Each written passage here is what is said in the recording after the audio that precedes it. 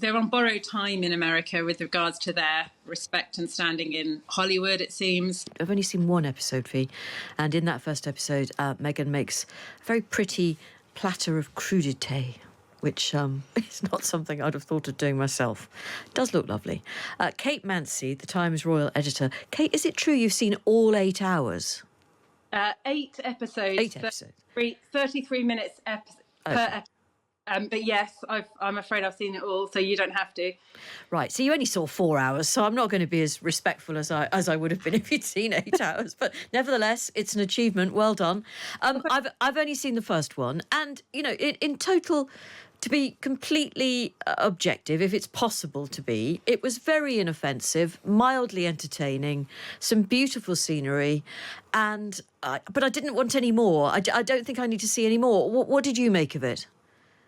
Well, I mean, at various points she talks to bees when she's in her beehives. She makes jam. We see her make dog biscuits.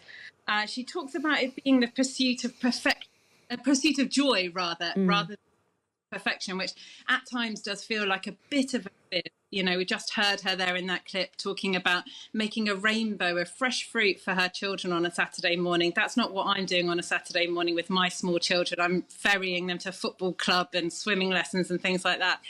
But the aesthetics are lovely. She's in this rented home where you've got a swimming pool out the kitchen window. She has her glamorous friends around who don't look like they eat very much at all. Yeah. But it is fun. It's very light-hearted. Everybody comes around and tells Meghan how wonderful she is. It very much feels like it's for the American market as well. Well, for example, we learn how to pronounce Le Creuset, the crockery that's very that we all love. We learned that ice cubes are quite good for keeping your drinks cold. Yes. So it's quite basic level, entry level stuff. Yeah. OK. I mean, I agree with you about the friends who turn up to tell her how lovely she is, because Fee and I were talking about that earlier in our moderately successful podcast off air, because I'm intrigued by this.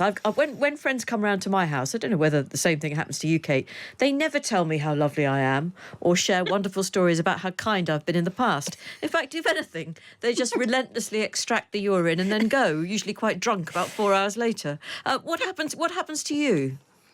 Yeah, I think my experience is more similar to yours, that we all like to get out of each other. One thing in common that I have with Meghan, though, is she does like a drink. So almost every episode we see her pouring a glass of rosé or making cocktails for her friends or things like this. So, but yeah, it's very manufactured. It feels very stylised. Like you say, these anecdotes suddenly appear about a time that Meghan did something that was very kind, or about her choices, being a Girl Scout when she was a kid and things like that. Yeah. In a serious way, though, I guess this is sort of make or break for them, isn't it? In terms of that huge deal they had with Netflix, this show has got to work. This show does have to work. They're on borrowed time in America with regards to their respect and standing in Hollywood, it seems. We know that this is part of a kind of a lifestyle brand that Meghan has tried to launch. It's had a few teething problems. It was known as American Riviera Orchard. It's now known as Ever. In the final episode, we see her having a celebratory brunch for her friends, and her mother, and Prince Harry shows up in one of his cameos. And she's talking about, how she can now finally embrace her creative side, subtext. She wasn't allowed to do that at the palace. Talked about it being a business. We also know that she's in partnership with Netflix with this new business. But what that business is still not clear to me, having seen those 8 episodes. Right. I didn't know it had been rebranded as Ever. That's a puzzle in itself, isn't it? Members of the royal family watching this, there is nothing for them to worry about here, is there? I didn't see that there was anything they need to be concerned about. That's right. There's nothing about the royal family, as we've seen with the Meghan and Harry Netflix show, where they really laid into the detail of their departure from official duties. But we don't see any of that here. There is there are a few kind of reading between the lines moments. She sets one of her friends straight, her friend Mindy Kaling, who's an actress, refers to her in her maiden name as Meghan Markle. And she says, no, I'm Sussex now. It's very important for me that we all have that name in my little family. It's really special. There has been talk about whether Meghan and Harry should have had their titles stripped from them. They're not allowed to use their HRH titles in terms of commercial deals anymore. But there had been discussion in and around, the palace and elsewhere as to whether they should have that Sussex title removed. So this does seem to be Meghan saying, don't take that away from me. This is very special. That's me reading between the lines on that. But in terms of any kind of assault on the royal family, you won't see it here. No. And do you catch a glimpse of the children at all? No, we don't see the children at all. We hear about how she likes to have balloon arches for the children on their birthday. We go to the chicken hut where we hear that the children have named two of the chickens Phil and Jill. We hear about Archie fishing and catching a really big fish that they brought home as a family and cooked for supper. But we don't actually see them, themselves in the show at all. Right. OK, well, there we are. It's available. With Love, Meghan is the name of that 8-part, half-hour series. Each episode's about half an hour. You can see it on the flicks now. The King he's been through quite a bit in the last couple of years, let's face it. This is quite a tough time to be a constitutional monarch, isn't it? He's got to show support for Ukraine. That's where most of his subjects are. But he also has to do the government's bidding to an extent and be decent to Donald Trump if and when he turns up. Not easy.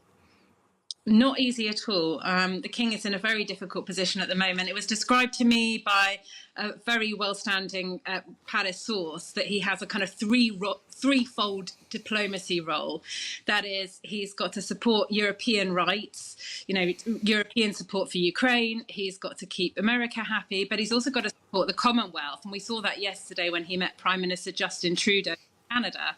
Because, of course, the King's King of Canada, and we've seen those trade tariffs that's been slapped on Canada, by Trump. So it's not just about the Ukraine war now; it's also about Canada-US relations.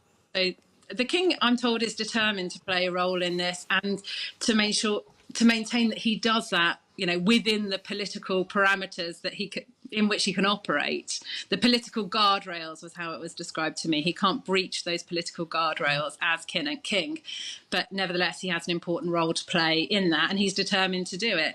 A year on since his cancer diagnosis, he's still having treatment, but he seems to be up and about doing a lot of this work. We're going to see him again today, doing a kind of military-related engagement, and I think that's very timely given the conversations that are going on behind the scenes.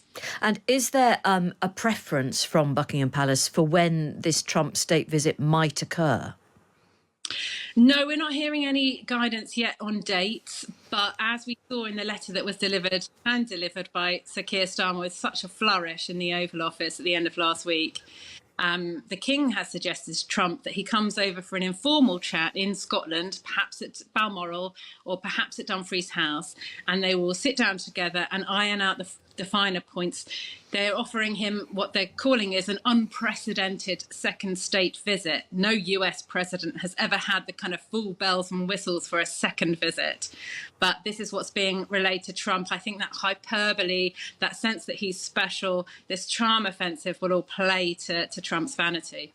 Wow. OK, quite a thought. Thank you very much indeed. That is the Times royal editor, Kate Mansey. So not only does Donald Trump get the unprecedented second state visit, he gets the pre-meet at a lovely regal residence in Scotland to talk about what he wants. Ultimate prinks. Yeah, it really is the ultimate in prinks. Absolutely. Just back to the Meghan, Duchess of Sussex, not Markle documentary series. If it wasn't Meghan, would it still be good enough to watch? If you quite literally had nothing else to do at all. Or a very keen interest in homemade bath salts. Put it this way, if you'd ironed all your tea towels and your socks and you really were desperate for a time filler, absolutely.